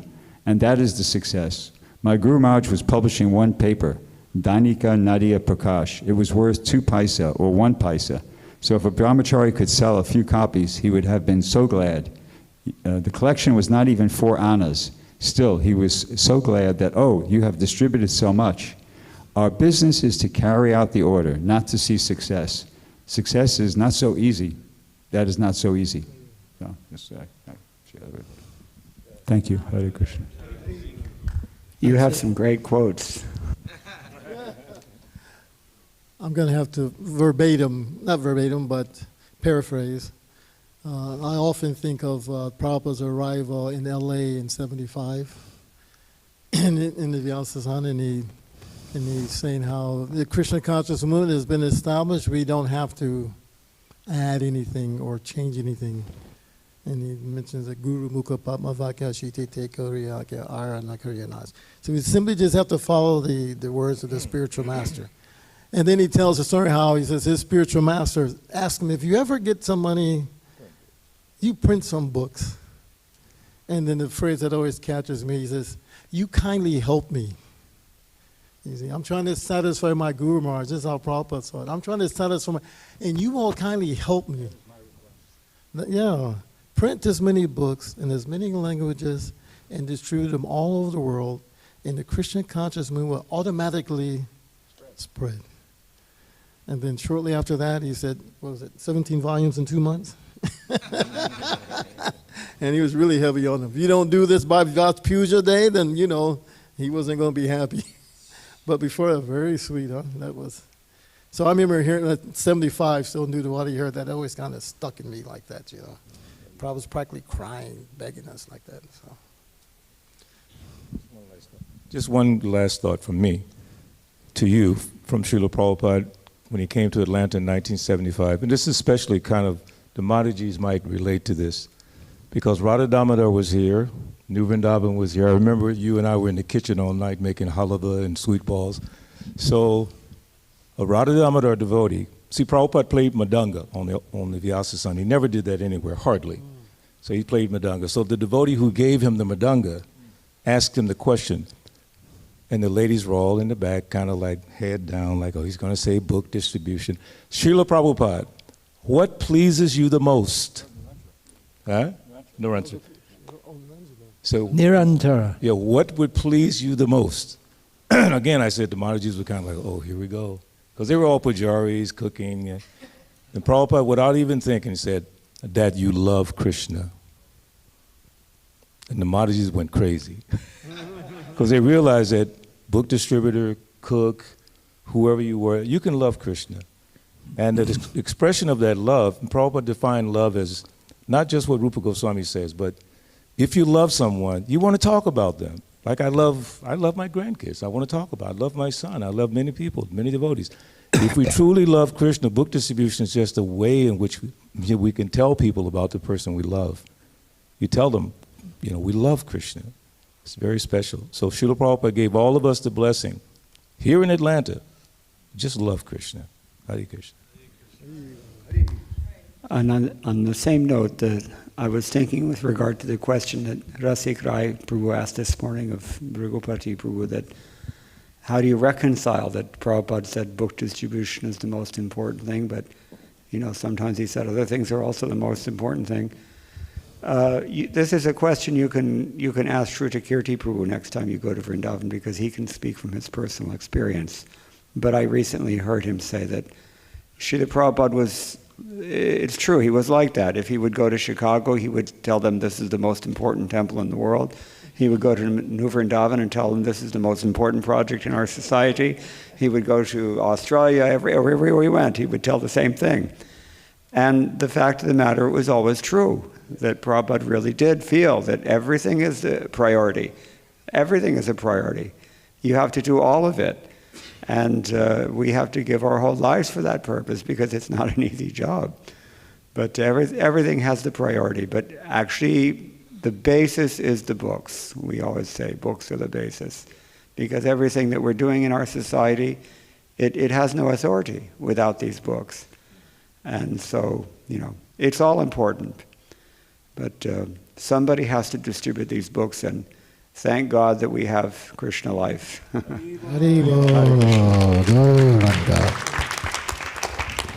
Actually, if you think about it too, one last point here is the Lord Chaitanya's period, of course, is Harinam. And if you wanted to hear any of the philosophy, you had this symbol for Katha. Can you imagine? You know, I'd like to have a copy of Bhagavatam. Is it possible 500 years ago? Very difficult. They're all plates, isn't it? So actually, this is Krishna's arrangement, the printing press. $5. Everyone can have one. You could $5 back 500 years ago get you a Bhagavatam. So extreme mercy at this point. It looks like these things were made for the karmis, but actually it was made for us. Flying, traveling, cars, books cost nothing. It's for us, it's not for them. It looks like it's for them. You see? And then at one point he's going to wind it all down. You see? So it's really for spreading Krishna consciousness. It's not for, they think it's their thing that they invented.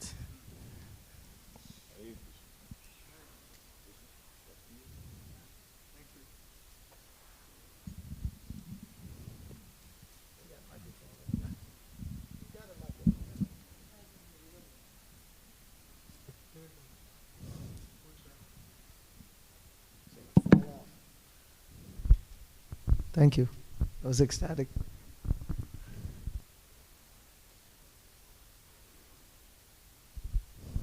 Should we begin Sandhya Arati or should we go on with this? Like, what should we do?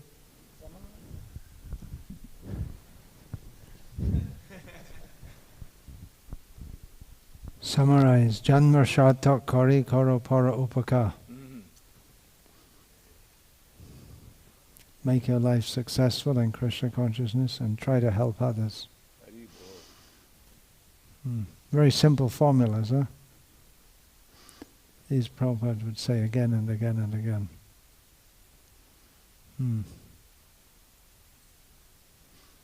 And as we heard this morning from Bhragupati Prabhu, that the Karo Para Upaka, that's also sadhana. It's actually quoting Prabhupada. Yeah.